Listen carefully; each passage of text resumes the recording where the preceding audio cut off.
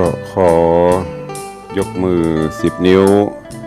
กราบนอบน้อมอย่างพระติรัตนเกี่ยวเจ้าตั้ง3 ประการอันมีพระพุทธเจ้าพระสัทธรรมเจ้าพระสังฆเจ้าอันเป็นสรณะที่เพิ่งที่เคารพนับถืออันสูงสุดในชีวิตกราบคารวะแทบไตรไวยสาปารมีธรรมพระมหาเถรานุเถระเจ้าคณะพระสังฆาธิการภิกขุสงฆ์องค์เนนจุตนจุองค์โดยความเคารพขอเจริญสุขเจริญปรพอออกไม่ออกศรัทธานาบุญสันนิบันตันเข้าจุหนุ่มเท่าใจยิงก็ขอน้อมต้อนรับทุกท่านเข้าสู่รายการมรดกธรรมกำเมืองและสารธรรมกำเมืองต่างสถานีวิทยุกระจายเสียงพระพุทธศาสนาแห่งชาติและสังคมคลื่นเพื่อการศึกษาพระพุทธศาสนาและวัฒนธรรมคลื่นพระพุทธศาสนาและจริยธรรมคลื่นวิทยุสีขาวเพื่อเจ้าประชาส่งสัญญาณออกอากาศต่างคลื่นความถี่ต่างๆโดยมีแม่ข่ายลักคลื่น FM 96.0 เมกะเฮิรตซ์ในการอุปถัมภ์ของมูลนิธิพระบรมธาตุเจ้าดอยสุเทพเมตตาพ่อครูวรบนามวงพรหมผู้อำนวยการสถานีและแม่ข่ายของวัดฝ่ายหินตำบลสุเทพอำเภอเมืองเชียงใหม่ในเมตตาท่านเจ้าจำพระครูสมุวิสุวัตรวรกิโจกระจายเสียงในระบบ FM 104.50 เมกะเฮิรตซ์และวันนี้เมตตาธรรมของท่านเจ้าจำพระครูอภิวัฒนวิกรมผู้อำนวยการในคลื่นของวิทยุสีขาวและผู้อำนวยการสถานีในคลื่นสีขาวทุกสถานีตั้งแต่เชียงใหม่ลำพูนลำปางเชียงไฮ้แป่น่านเป็นต้นได้มอบถวายเวลาคือกับตุลุงอาตมาภาพพระครูวิสิตศรีลาภรณ์รองเจ้าคณะอำเภอเมืองเชียงใหม่เจ้าอาวาสวัดวังสิงห์คำตำบลประแดดอำเภอเมืองจังหวัดเชียงใหม่หรือตุลุงในวังนำรายการมาพบปะกับทุกท่านตั้งแต่เวลานี้เป็นต้นไปขอกราบขอบพระคุณท่านผู้อำนวยการและอนุโมทนาขอบคุณผู้อำนวยการสถานีทุกคลื่นทุกสถานีเนอะที่ได้มอบถวายเวลาของรายการมรดกธรรมกำเมืองและสารธรรมกำเมืองนี้ได้มาพบมาปะนำธรรมะฝากกับญาติโยมศรัทธานาบุญทั้งหลายตัวเองก็ต้องขอประทานอภัยสู่มาอภัยหายไปหลายวันหลังจากที่สุวรรณะแปะคำปริปุนังจบลงไปตุลุงกับพักผ่อนโดยปกติก็จะเป็นเช่นนั้นจบเรื่องหนึ่งกับพักพ่อง แล้วก็จะเตรียมเรื่องใหม่ขึ้นมาแถมเนาะโอ้ตะวานี่ฝนตกทั่วบ้านทั่วเมืองเหมือนกันหลายที่หลายตังตกหนักโดยตั้งแต่ภาคกลางคืนลงมาจนพึงมาเจ้ามาง่ายก็นึกว่าโอ้ถ้าจะวันค่ำควายมาก็เป็นแดดออกหลายที่หลายตังน้ำท่วมขังก็ภาวะฝนช่วงนี้ก็เพิ่งจะเทลงมาฝนเทลงมาฝนเทลงมาใกล้จะสั่งซาใกล้จะฝนลาละก็จะปรับเปลี่ยนฤดูกาลเพราะแหมบกี้ศีลก็จะออกภาษาแล้วเนาะเรือแหม2-3 ศีลก็จะได้ออกพรรษาครบถ้วนไตรมาส3 เดือนที่ได้อยู่ปอด อยู่จำภาษากัน3 เดือนก็จะออกภาษาเจลาพระเจ้านะเนี่ยเพิ่นว่าเอาเปิงบ่ได้ออกภาษาลาพระเจ้า ก็ลาพระเจ้าโมนิตวัดก็จะมองนะขนาดบ่ได้ลาแต่นี้ยังจะมองแล้วนะก็ฝากไว้กับญาติโยมศรัทธานาบุญเฮาเนอะจิตใจหนักแน่นยึดมั่นในพระธรรมคำสอนขององค์พระผู้มีพระภาคเจ้าจะไปยึดมั่นในตัวบุคคลที่มีปัญหาที่เดี๋ยวเราก็ยึดในตัวบุคคลก็เดี๋ยวมีอย่างขึ้นมาก็จะมาดราม่าก็จะเหมาะยึดเอาหลักธรรมคำสอน บอกว่าจะเป็นภัยมานำมาอู้ล้วนแล้วแต่เป็นหลักธรรมที่เขาเชื่อถือได้เป็นหลักธรรมเป็นพุทธวจนะหลักธรรมคำสอนขององค์พระผู้มีพระภาคเจ้าก็นำไปคิดพิจารณานำไปใช้ในการดำเนินชีวิตประจำวันจะไปฟังเอาเป็นผ่านไปบ่ได้แกะบ่ได้ก้อนบ่ได้ไกด์เอาสาระ บ่ได้นำมาคิดพิจารณาเนี่ยมันถือเป็นปัญหามีธรรมะแล้วก็ให้เกิดปัญญามีศรัทธาก็ให้เกิดปัญญาอย่าไปเชื่อหันเชื่อนี่ง่ายลำไปพินิจพิเคราะห์พิจารณาเอาศีลบัทนักหนา5 ข้อที่เฮาตั้งสัจจญาธิฐานบ่ว่าอย่างยิ่งเขาเป็นโดยเฉพาะต่างล้านนาเฮานี้ก็วันพระวันศีลหรือมีกิจการงานพิธีกรรมต่างๆเฮาก็จะมีการขอศีลเนี่ยขอศีลไหว้พระรับศีลอันนี้เป็นประเพณีเป็นฮีตเป็นหอยแต่แล้วศีลไม่จำเป็นต้องไปขอไม่จำเป็นต้องลาศีลเราสามารถประพฤติปฏิบัติได้5 ข้อไม่ใช่บางคนก็ขอแต่ไม่ได้ปฏิบัติเราจะสังเกตหันเมืองเหนือล้านนาเขานี่แปลงขันดอกขันดวงไปขอศีลขอจากตุเจ้าให้ศีลว่าตามไปเป็นนกแก้วนกขุนทองแต่ไม่ได้เอาไปปฏิบัติอันนี้ไม่ได้ว่าเข้าไปเนอะแต่ส่วนมากมันจะเป็นเช่นนั้นขอแล้วก็ต้องปฏิบัติตัวเองศีลคือการละเว้นคือข้อวัดปฏิบัติรักษากายวาจาใจบรรณามี5 ข้อปาอากามุสุหัวใจศีล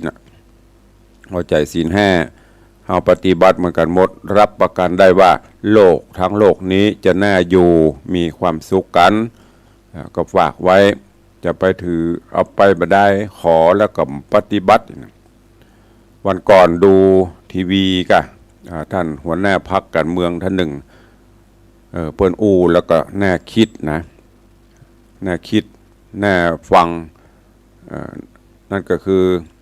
อย่างท่านชวนหลีกภัยกะหัวหน้าพรรคอดีตหัวหน้าพรรคเปิ้นอู้เป็นว่าสมัยที่เปิ้นเป็นนายกเวลาเปิ้นมีปาฐกถาธรรมในสภาหรือว่าที่ไหนเนี่ยเปิ้นจะมีครั้งหนึ่งก็นิมนต์พระเจ้าประสงค์มาคือธรรมะแล้วก็เป็นเช่นประเพณีเฮาเวลาก่อนจะไปมีไหว้พระรับศีล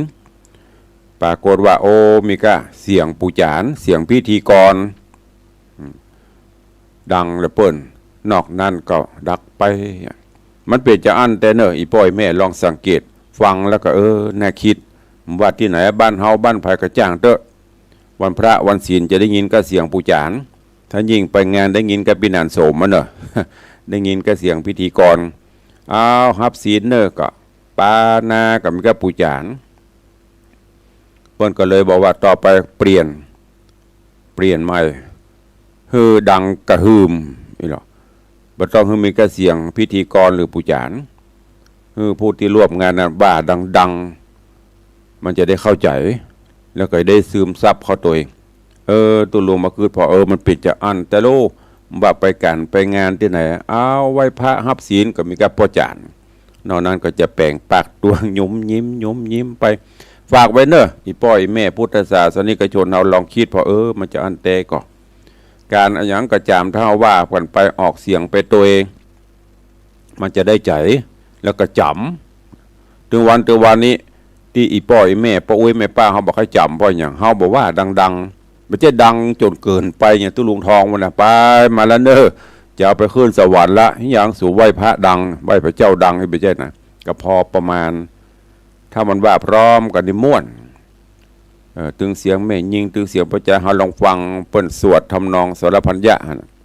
พร้อมกันนะม่วนอันนี้ฝากไปเนอะกับญาติโยมศรัทธาของวันนี้วันนี้มากันหลวงหลายเด้อทางหน้าจอ Facebook ไลฟ์กำลังไหลกันเข้ามาก็ขอน้อมถวายการต้อนรับและเจริญพรต้อนรับครูบาอาจารย์ตลอดจนญาติโยมศรัทธาทุกรูปทุกท่านเนอะวันนี้มีอีป้ออีแม่อย่างก็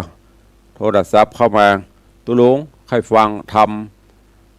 มันจะซ้ำก็เป็นอย่างฟังอย่างทำอย่างอีแม่บัวละวง บัวละวงหงอำมาตย์บ่ได้ฟังเมื่อก็ตัวลุงก็เตดหลายเตื้อแล้วนะแต่ว่า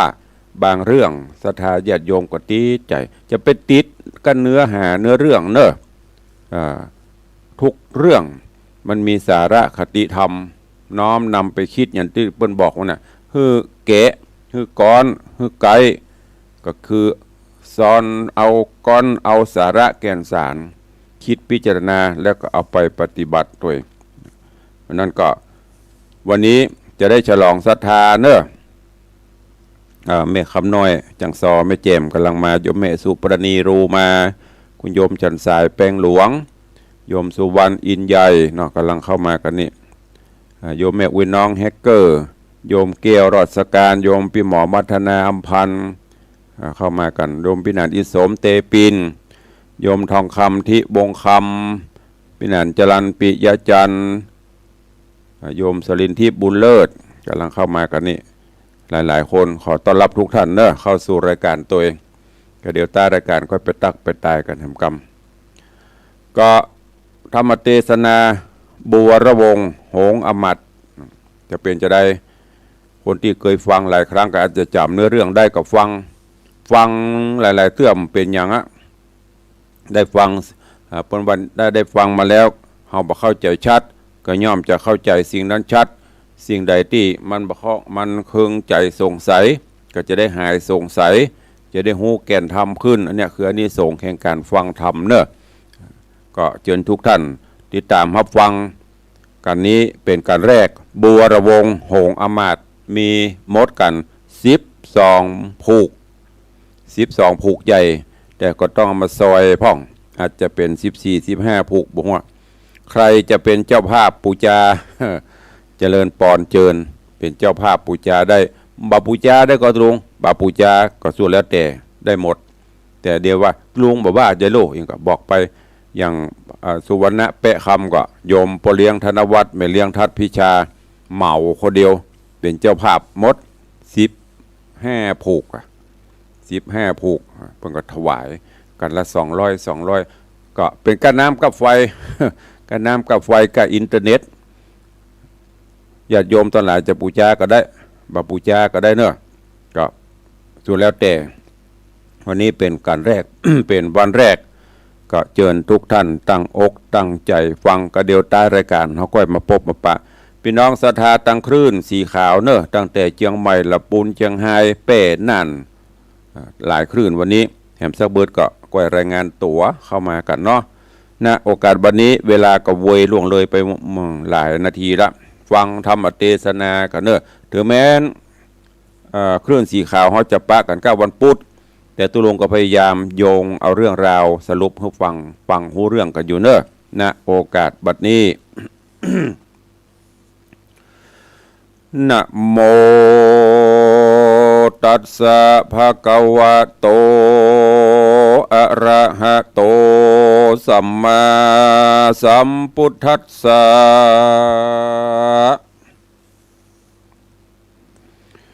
เอวัมเมสุตังเอกังสะมะยังภะคะวาสาวัตถิยังวิหรติเจตวะเนอนาถาปินดิกัสสะอาราเมภิกขุดังกะทังอารัมภะอิมังจัตกังกะเทสิติสัทธโวดูราสัพปุริสะตั้งหลายตั้งยิ่งใจม้วนหมู่อันอยู่แนะนำจุงจักจำแต่ตนติดสืบสนตัวไปจะดกไข่บอกเราฮือหูเก้าขี่ยายังการนาในโลกเกิดทุกโศกมองผ่านสุขสำราญจื่นจ้อยตุกต่ำก้อยมองขี่วิบากมีจักลากทะรงวิบากนาหากมีมาแต่ไทยกับโลกไตสงสารกันถึงนิพพานสุดยอดตุกจริงวอดดับหาย ตาอันตังลาหมวนมากใครโป้นจากสงสารจริงหื้อตันเขาแนมวัตถุพรำปัจจัยรักษาศีลใสสะอาดแล้วมาสันนิบาตฟังธรรมเพื่อจักจำชื่อไว้เอาเป็นไม้ใต้สองตังเตียว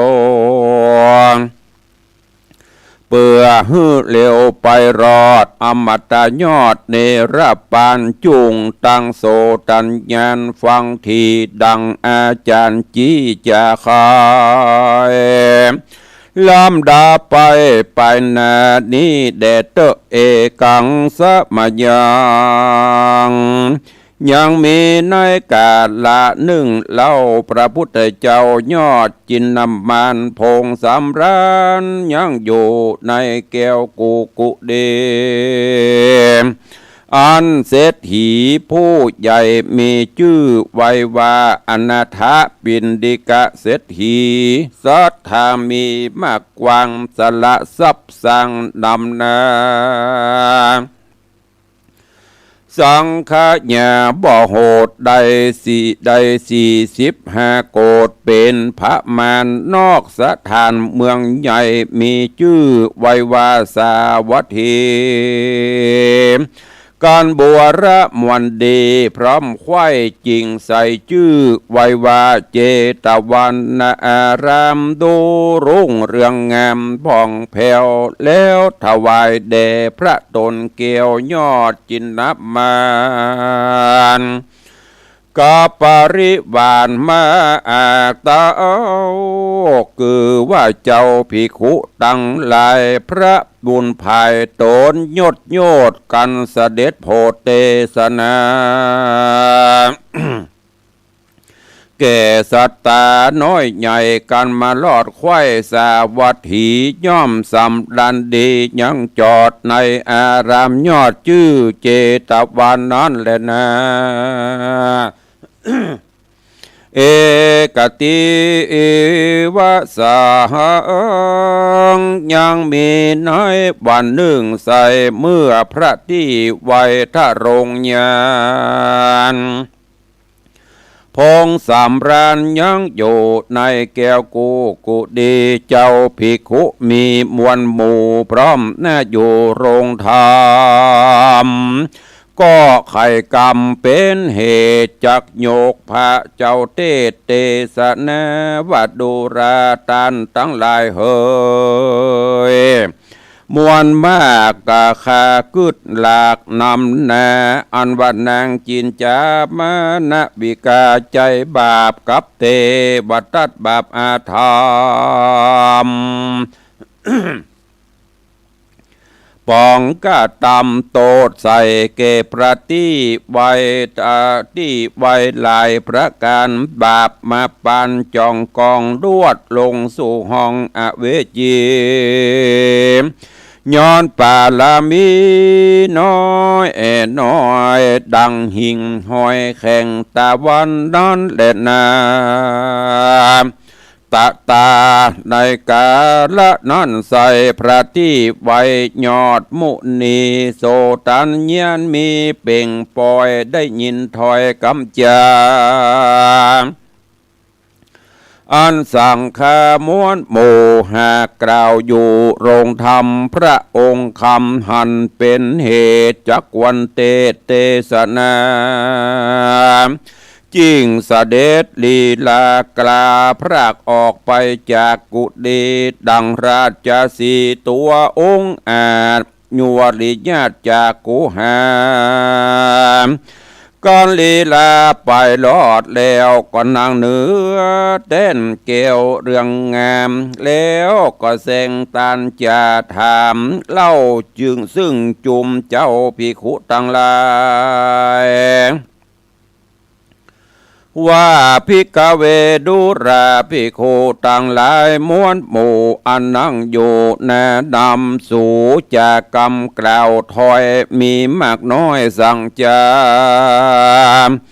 หันเฮาแม่จวนใส่ลวดยังไว้บ่เจียนจะตีนานนะเจ้าภิกขุตั้งหลาย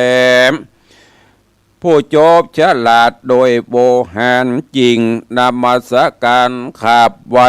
หือพระหูควายตามมีพระมุนีหูแล้วจริงไข่ข้าอุบแก้วเทศนาว่าดูราภิกขุตั้งหลายเฮ้ยหนุ่มข้าเอาเจื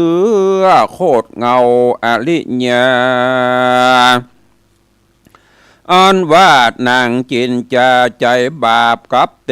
วทัตหยาบอธรรมใจมัวดำมืดไม่ปองโทษใส่ตัวเฮา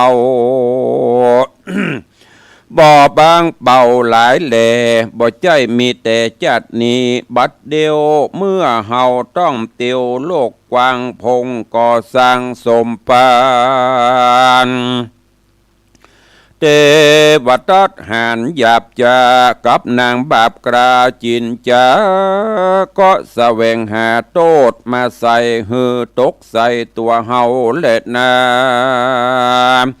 พระพุทธาตนผ่านเพวภาพไปแล้วหมู่มวลมานกันไข่มุขตวันเต้านั้นแล้วก็หับข้าอุบเกี่ยวบ่เจียนจามที่นั่นนะเจ้าภิกขุตนองค์อาจจริงอภิวาทนมัสการว่าข้าแด่พระจินนามันเป็นเจ้าเรื่องก่อนเก่าปังหลังผู้ขายังไปแจงขอพระจริงแสงเตสนาแดเตนาเมื่อนั้นสถาสัพปัญโยตนเป็นครูแก่โลกเหือโปนโศกภัยแมนจริงไข่นิทานจาดเก่าแนมบอกมาบอกเล่าเทศนาว่าอาติเตกิระภิกขเวจำปานกะเลกาไลโยแนมราชาราจังกาเลสิดังนี้เป็นตนภิกขเวโดราภิกขุตั้งหลายอันเป็นสายอริยจาตเจือนักปราชญ์ทะลงญาณแต่เมื่อนานล่วงแล้วมีเต้าตนเกี่ยวชื่อกาอากาไลยะลาจาจะบวยปะลาเมืองกวางมีชื่ออ้างว่าจำปานกรมีสายสะมอนเตรียมบาทคืออากมเหสีชื่อจันตะเทวีนอดเนางามบ่เศร้าเปิงแปงจุมสะนมแฝงอุปถาก16,000หากเป็นปริวารส่วนพระโพบาลนั้นเล่าซ้ำมีนางนอดเนาเตรียมมาเป็นเจ้าญาเมียน้อยชื่อนางยอดซอยว่ากาบอยรูปงามใสบ่เศร้าเป็นเทวีสายเจ้าปุรีก็มิหันและนาตะโตปัฏฐาญะเลขแต่นั้นไปนานางนอลาจันตะเทวีก็พาสูตรลูกใจดีผู้พาเสดงามล้ำเลิศนำนาพระปิตาตนต้อจริงใส่ชื่อนอเตรียมองค์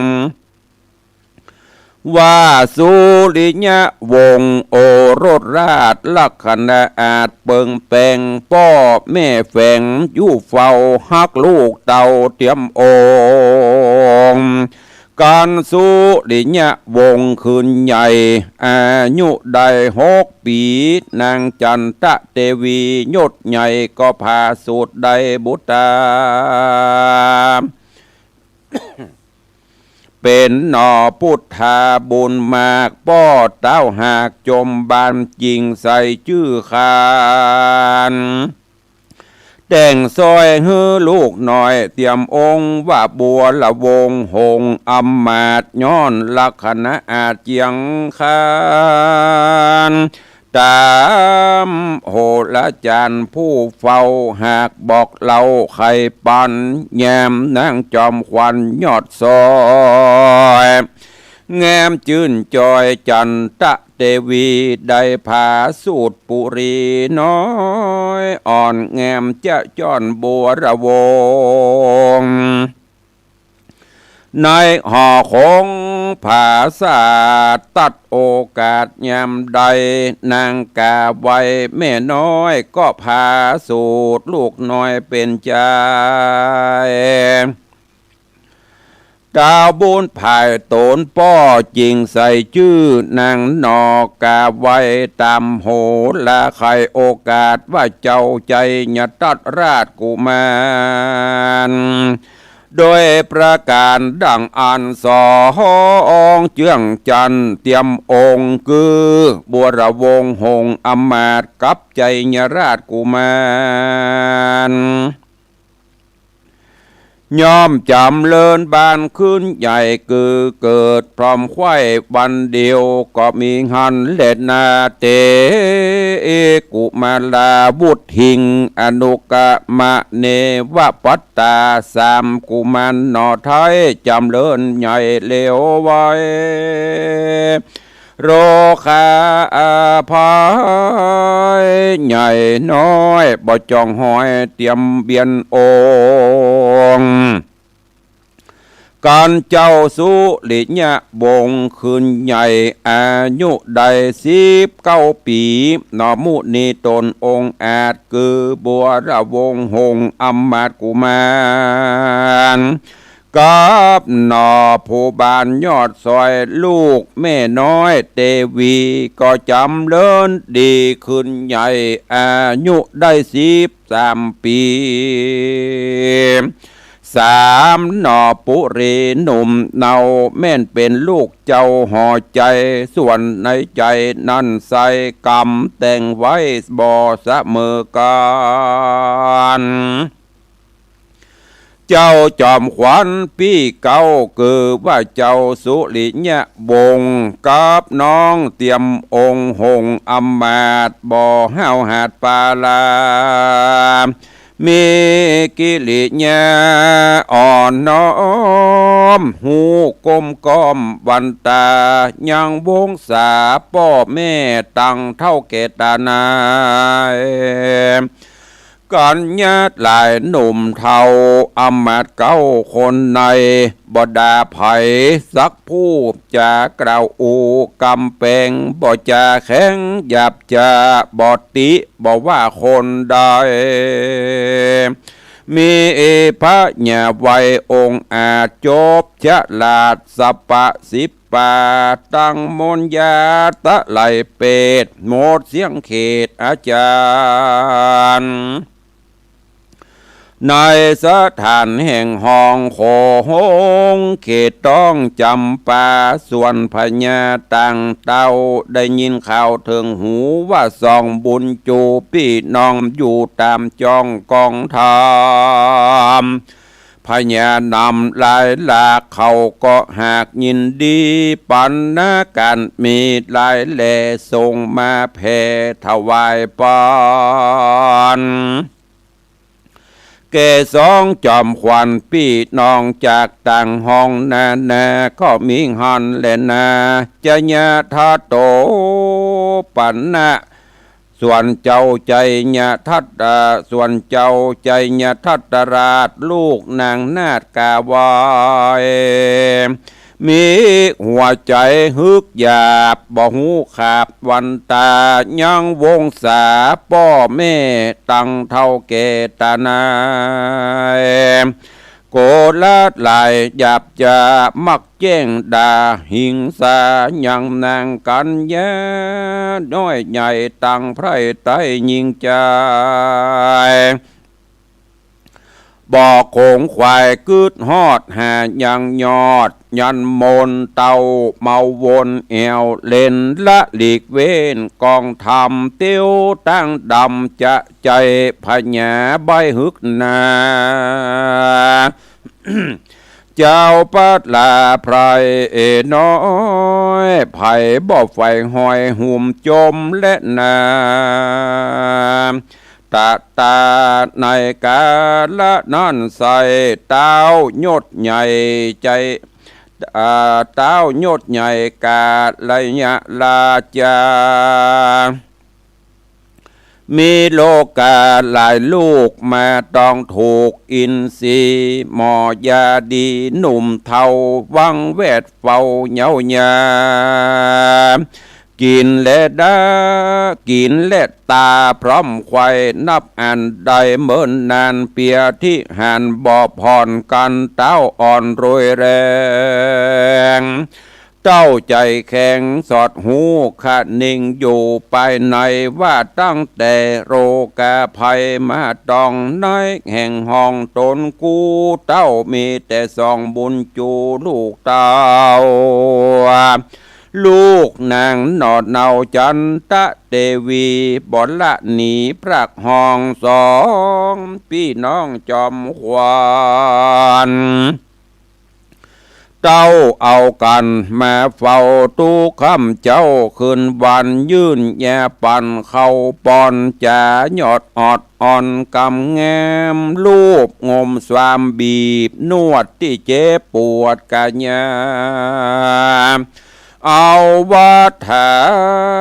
ห่อตูมช่วยกันอุ้มปกนอนบ่อไม้ถอนละพรากบ่ลูกจากนี้ไกล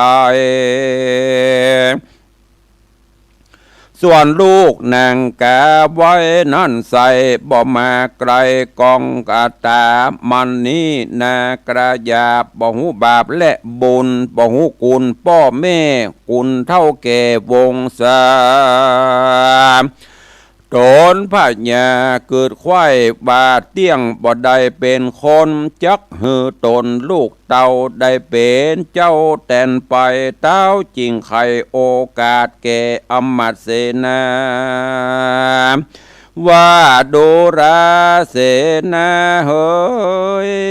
และอมมาตพรหมจาตปโลหิตา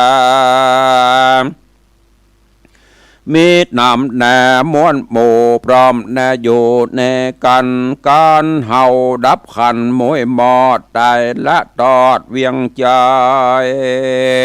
จงฮือใส่ใจลูกเก้าคือว่าเจ้าสุริยะบงได้เป็นองค์แตนเป็นลักแก่นเวียงใจส่วนสายใจน้องเนาแง้มบ่เศร้าบัวระวงเป็นองค์อุปราชอยู่ภาษาแก้มเมืองแดดเตอะที่นั่นคนตั้งหลายหนุ่มท่าเอาฟังเต้าเจ้าโป่งปันเข้าปากันจมจืนปีติตื่นเจยบานสาธุการสะเศร้าสนันเต้าห่อคำก็มีหันแหละนะตะมาทังปะกาเซนโตสัทธาอาหะสัทธาสัพปัญญูตนเป็นครูเกตโลกหันอาโภคบาลี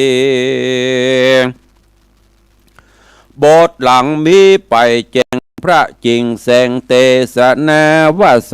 กาไลโยละจาอาปาทิโกอโหสิดังนี้เป็นตนภิกขเวดูราภิกขุตั้งหลายอันเป็นสายอริยะเจ้าเจือโคตรเงาทะลงธรรม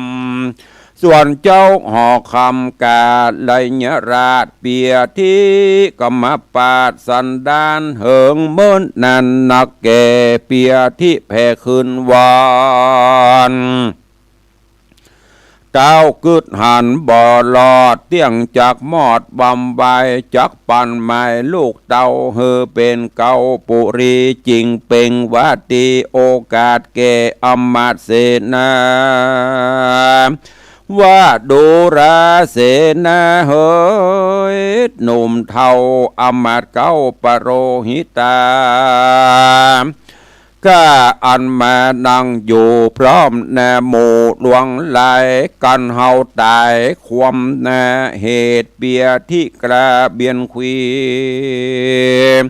จงเฮือสายปุรีลูกเก้าคือเจ้าสุริยะบงได้เป็นองค์เต้าไทยภาพแผ่นไตจำปาส่วนอนุชาน้องลางามบ่เศร้าเตรียมองค์คือบัวระวงหงอำมาตย์จุงฮือเป็นอุปราชห่อใจฮือไพร่ไตใหญ่น้อยได้ชื่นจ้อยเจ้ยบานเสนักหันหนุ่มเทาอำมาตย์เก้าคนนายฟังเต้าไข่สั่งไว้ตั้งก็ร้องให้ขาบอันจุดีแล้วไข่วัดดีขาบไว้กล่าวว่าจากเนี่ยตามกำเต้าจุประการเลยนะโสลาจาอันว่าพญาไก่พญาไลยราชเจ้าภาษาจำปามีโรกาหลายลูกเข้ามาถูกเบียนควีบุญยังมีเหลือเศษบุญยังมีเหลือเศ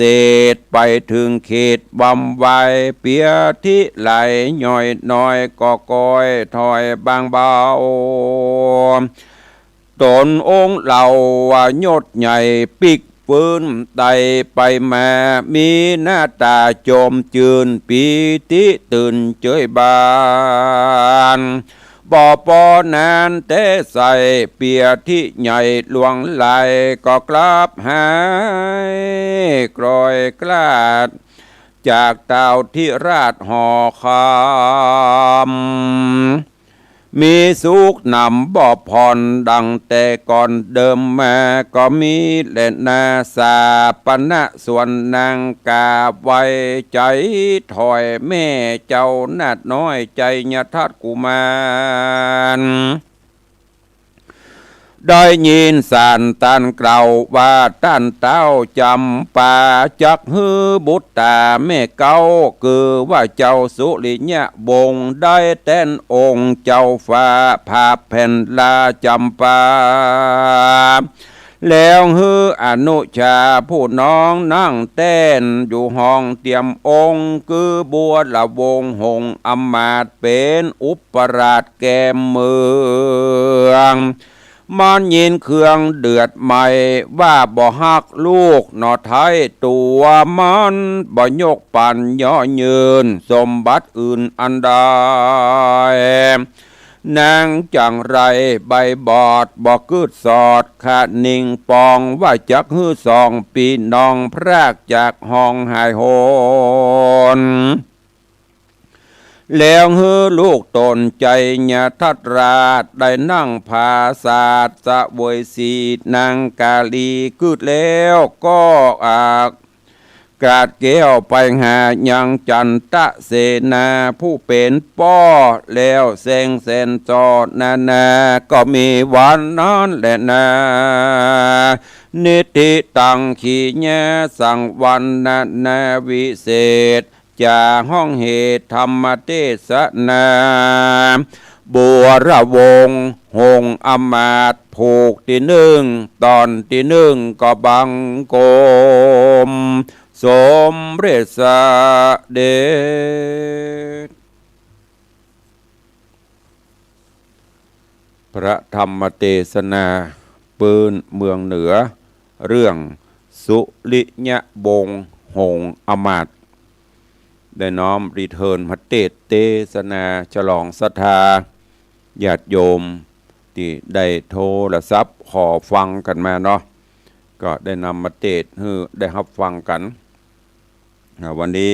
เป็นตอนแรกเป็นผูกแรก กำลังเกริ่นนำเข้าสู่รายการและเข้าสู่เนื้อเรื่องก็ก้อยติดตามฟังกันไปเดี๋ยวตอนต่อไปตุลุงจะมาสรุปให้ฟังเพื่อจะคือมันปฏิติดประต่อกันบัวละวงหงอมาตย์นี่ตั้งแต่พอยแต่เดิมเนาะญาติโยมป้าอุ้ยแม่ป้าป้าอุ้ยแม่มอนเฮาเพิ่นจะจำเรื่องราวเจ้าบัวละวงหงอมาตย์แม่นางกาไว้หมู่นี่เพิ่นจะจำแล้วก่อนนี้ดูลิเกบัวละวงหงอมาตย์เดี๋ยวเต็มหน้าเวทีเนอะแม่ได้จ้างซอพี่คำน้อยแม่แจ่มพ่องพี่อายุธนาพวกนี้จะเอาไปซอหรอซอเป็นเรื่องนะคนฟังก็นั่งฟังไปคนดูนั่งดูไปตัวให้ไปตัวหรออินดูตอนเปิดคำเปิดขีโพธิสัตว์เจ้าบัวละวงหงอมาตย์มันนี่แม่แน่ตัวละครต่างๆก็อย่างที่ได้บอกแต่ต้นเนอะจดจำจารึกเรื่องราวแล้วก็มองย้อนเข้าตัวเองอันนี้เป็นตัวละครว่าจะเป็นเจ้าบัวละวงหงอมาตย์หรือว่าจะเป็นลูกของนางกาไวกาหมูนี่แล้วก็กึดย้อนเข้ามาหาตัวเก่านี่กำลังตอนแรกอยู่เนอะกำลังนำเข้าสู่เนื้อเรื่อง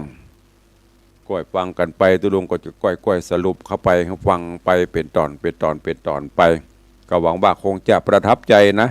โยมอย่างจำชื่อผมได้ละเพิ่นโทรมาหมื่นละ ก็ตุลุงก็เซาะพอถ้ามันมีก็ได้ฉลองศรัทธาเนอะถ้ามันไม่มีก็คือจบเพราะว่าทำประเด็นนี้เรื่องราวเก่าๆมันบ่ค่อยมีไผแต่งก่อนนี้ก็พี่นันอย่างก็ร้านพิญโยพี่นันอินสมกะเพิ่นจะพิมพ์อินสมใจชมพูพ่องแล้วยุคก่อนๆนั่นก็เป็นทำพื้นบ้านล้านนาเขานี่สมัยหลวงพ่อพระโคโอภาสคณาภิบาลสมัยหลวงพ่อพระครูโสพลวันนี้เพื่อจะแต่งเป็นเกาะเกะก้อนเอาทำก็มาเทศกันฟังเนาะก็ติดตามฟังไปเนอะวันนี้โป่งวางไว้เต้าอี้ก่อนเวลาใต้รายการก็เหลือน้อยเดียววันนี้ก็จะได้ตักได้ตายพี่น้องญาติโยมศรัทธาตั้งคลื่นสีขาวตัวขึ้นปกติเขาตัวเนาะก่อนอื่นก็เจริญปอนต้อนรับเนอะญาติโยมที่เข้ามาตั้งหน้าจอ Facebook ไลฟ์ช่างดำกรุงเทพโยมจันสายแป้งหลวงใครเนี่ยมา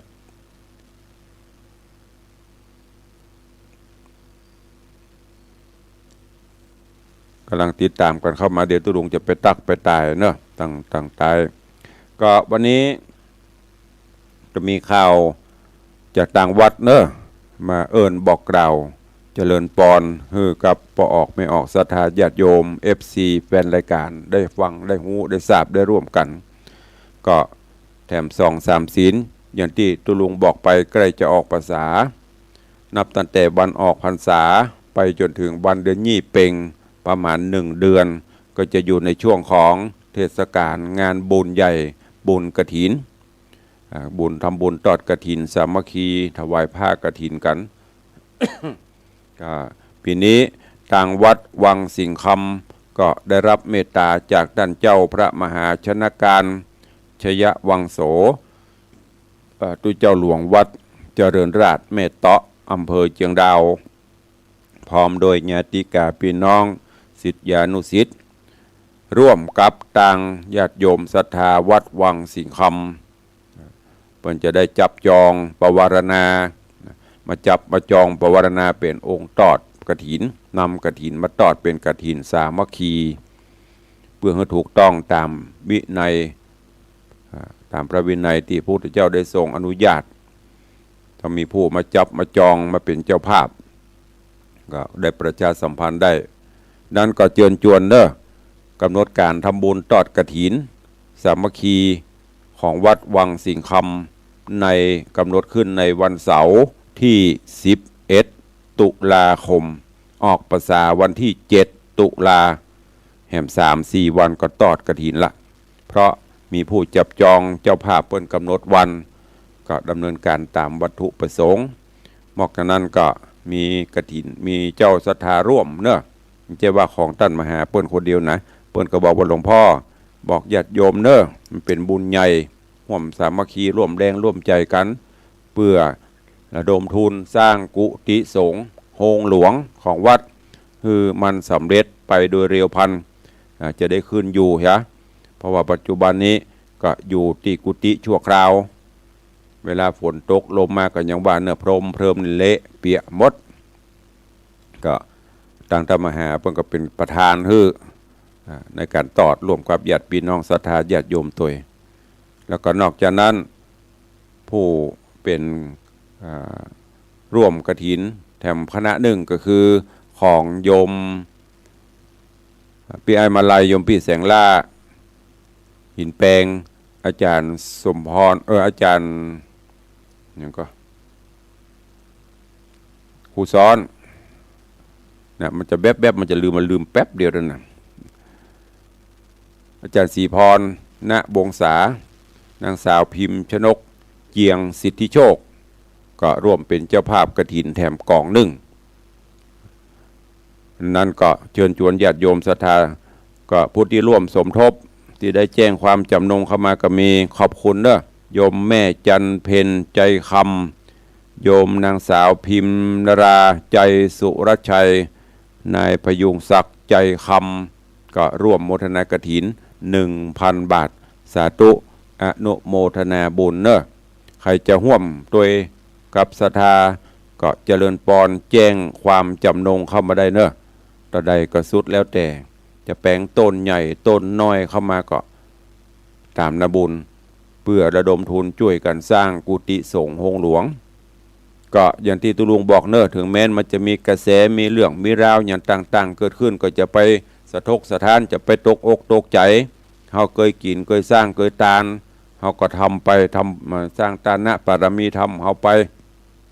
มันไปใจเหมือนกันกุฏิกู้โหนกู้เฮงทุกวงการบอกว่าจะเป็นตำรวจทหารข้าราชการอันอย่างกู้วงการมันก็มีตึงดีตึงหายตุเจ้าก็มีวัดวาอารามก็มีแต่มันไม่ใช่เหมือนกันกุฏิ อย่างตรงวัดนี่ตุลุงบอกตลอดว่าไม่ต้องกลัวปัจจัยท่านจะตกสุนหินสุนดินสุนทรายการพัฒนาวัดก็ดังที่เฮาหันเฮาหูอยู่ทั้งที่ไม่มีงบประมาณจากทางราชการใดๆมาช่วยจะมีงบจากสำนักงานพระพุทธศาสนาบอกว่าจะมีงบประมาณจากทางราชการจัดสรรงบประมาณมาให้วัดละ100,000-200,000 ล้าน2 ล้านนี่ไม่มีตั้งแต่ตุลุงเป็นตุลวงป่วยดีตายเนี่ยงบประมาณมาสร้างวัดนี่มีได้จากญาติโยมศรัทธาด้วยแรงศรัทธา ตุลุงก็บ่ได้เอาไปแปลงหยังป่อก็บ่มีละแม่ก็เมื่อละ ก็แปลงไปสร้างวัดฝากคุณงามความดีไว้ตายก็บ่ได้ไปตัวละไว้เป็นของสาธารของวัดของวานี่แหละโจทย์เอาลายหมายเอาชื่อทุกครั้งก็ฝากไว้เชิญชวนกับญาติโยมศรัทธาเนอะจะไปตานไปประเดี๋ยวตุเจ้าเป็นจะนั่นตุเจ้าเป็นจะนี่มันไม่ใช่เหมือนกันกุศลก็ไม่ได้อวดตัวว่าตัวเก่าดีนะไม่ใช่ว่าจะดีเลิศประเสริฐสีแต่ว่าต้องแยกแยะอันไหนควรทำอันไหนควรอันไหนดีบดีเนอะฝากไว้กับญาติโยมทุกวัดที่เปิ้นมีกินไปตานไปเตอะหมู่เฮานี่มีปัญหาไอ้มุติมันตรามามันตึ้งบ่กินมันตึ้งบ่ทานอยู่ละมันต้องเป็นห่วงนะเพราะนั้นก็เชิญชวนเนอะวันเสาร์ที่11 ตุลาคมเดือนหน้านี้แล้วก็เชิญชวนว่างเว้นมาร่วมกินร่วมทานสร้างตานะปรมีธรรมกฐินสามัคคีที่วัดวังสิงห์คำเนอะเหลือเวลาแถมประมาณ3 นาที4 นาทีจะได้ตักได้ตายได้ได้จ่าพี่น้องศรัทธาเพื่อจะมีภัยใครห่วมบุญกุศลตัวก็เข้ามาได้แล้วก็ตังวันนี้คลื่นสีขาวเปิดลิงก์กับบลิงก์ก็จะได้ใครฟังอยู่ที่ไหนรายงานตัวเข้ามาเนอะ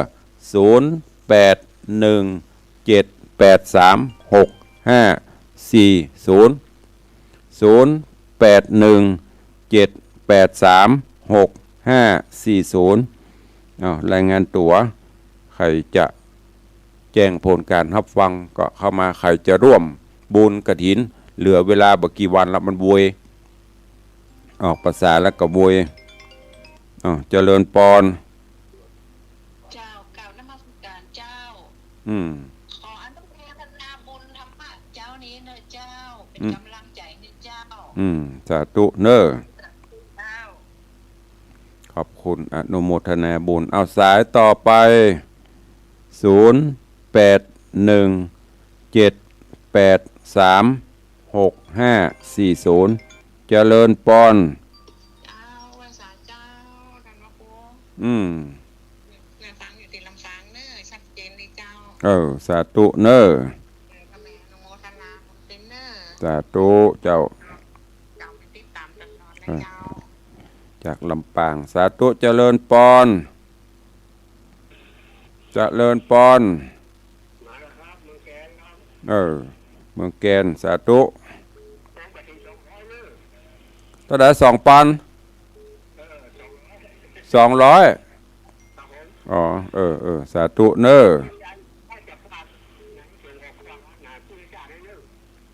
พินานวุฒิชาติบล่ำปะกันต้องมาเข้ามาพินานนิสมนี่จะปะกันเจือปากพินานสมก็ได้เนอะสาธุปอสมานยาวิชัยร่วมบุญกฐิน200เจริญปอน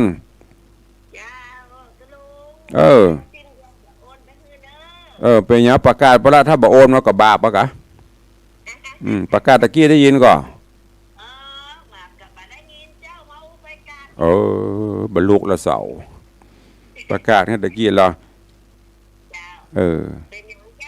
1 ล้านบาทจ้ะสาธุเนออนุโมทนาขอบคุณโยมแม่จันเพนใจคำพิมพ์ประกาศปตะกี้และกำละโยมแม่จันเพนใจวันจันเพนใจคำนางสาวพิมพ์ชนกพิมพ์นาราตาลายละพิมพ์นาราใจสุรชัยนายพยุงศักดิ์ใจคำร่วมกฐิน 1,000 บาทตังเบงปะเป้าว่าจะได้จะฮับกี่ปันว่าได้ป่อ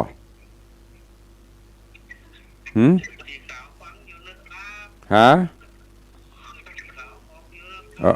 สาธุเนอวันนี้วันพุธปลิงเหรออนุโมทนาเนอมาห่วมบนกฐินด้วยกันเนอสาธุเจริญปอนนางสาวศรีนวลเจริญปอนกี่หมื่น200แม่ศรีนวลรันจวน2 ล้านสาธุอนุโมทนาบุญเนอบุญรักษาขอบคุณวันนี้มีปอสมานยาวิชัยเมืองแกนพัฒนาร่วมโมทนาบุญกฐิน2 ล้านไม่ใช่200โยมแม่ศรีนวลรันจวนร่วมทำบุญ200สาธุอนุโมทนาบุญแล้วก็มีโยมแม่จันเพนใจคำนางสาวพิมนาราใจสุรชัยนายพยุงศักดิ์ใจคำร่วมโมทนาบุญกฐิน 1,000 บาท1 กล่องใหญ่ 1,000 บาทกล่องละปันเนอะใครจะห่วมตัวก็ห่วมกล่องใหญ่กล่องน้อยก็สุดแล้วแต่มีอีกต่อไหมอันนี้ไผพอเลี้ยงอินสมเตปินปิ้งเข้ามาดินนี่พนันอินสมเตปินร่วมทำบุญ1 กอง 1,000 บาทสาธุเนอหอมมาปันก็ขอเขาได้100 เต่าปันเต่าเนอะไปหั่นไปนี่นะวันนี้ไปต้องด้วยเพื่อนไม่ได้อยู่ได้แยงนะก็ได้กับขึ้นเหนือล่องใต้พิธากรพิธอาจารย์ปุจารย์ชื่อดังหรอมีอีกไหมใครจะอู้ตัวใครจะห่วมบุญกุศลตัวเนอะมีก็ถ้าบ่มีก็เดี๋ยวจะได้ล่วงเลยเวลาของเปิ่นตั้งคลื่นสีขาววันนี้เปิ่นลิงตัวเองก็ย้ำแห่งความขอบคุณเนอะพิณาธิสมเตปินพิธาจารย์มคณายกร่วมทำบุญกฐินวัดวังสิงคำ1 กอง 1,000 บาทแล้วก็มีโยมแม่จันเพนใจคำนางสาวพิมนาราใจสุรชัยนายพยุงศักดิ์ใจคำ1 กอง 1,000 บาทป้อสมานยาวิชัยเมืองแกนพัฒนา200 แม่สีนวลลันจวน200สาธุเนอะใครจะฮับร่วมสมทบเป็นกองก็กองละ 1,000 บาทตามเจตนาก็ได้ไม่มีปัญหาวันนี้ขอบคุณเนอะทุกเสียงทุกสายที่เข้ามาร่วมรายการขอบคุณครูบาอาจารย์อีป่อยแม่ปอออกไม่ออกติดตามตั้งหน้าจอ Facebook ไลฟ์แล้วก็ตั้งบ้านตั้งจองกว่าติดตามกันไปเนอะบัวระวงหงอำมาตย์แล้วก็ขอบคุณกับผู้อำนวยการสถานีทุกคลื่นทุกสถานีมีคลื่นสีขาวก็ดีคลื่นปกติที่เราฟังกันถึงวันเนอะวันนี้เวลาหมดเวลาตุลงก็ขอนำรายการจากพ่อแม่ครูบาอาจารย์ญาติโยมไปก่อนเนาะปะกันใหม่ในวันต่อไปเนอะออกหมดเวลาแล้วใครจะให้อู้ตัวใครห่วงบุญตัวก็หลังไม้ก็ได้อยู่เนอะวันนี้ขอความสุขสวัสดิ์กำลังจัดตะเล่เอาพ่นโทมแล้วขอต่อเวลาเห็นน้อยเนาะเจริญปอนเอารวยรัวเลยเวลาหมดแล้วว่าใดเดี๋ยวหลังไม้เนอะแม่เนอะเดี๋ยวหลังไม้เวลาหมดแล้วเนาะเดี๋ยวตุลงโทรปิกเนอะสาธุเจ้าพอดีเวลามันหมดเนาะมันจะได้ไปเบียดเวลาเปิ้นเดี๋ยวตุลงโทรปิกเนอะอยู่ดีมีสุขเหมือนกันจุตนจุองจุผู้จุคนเนอะจัตตาโรธรรมาวัฏันติอายุวันโนสุขังปะลัง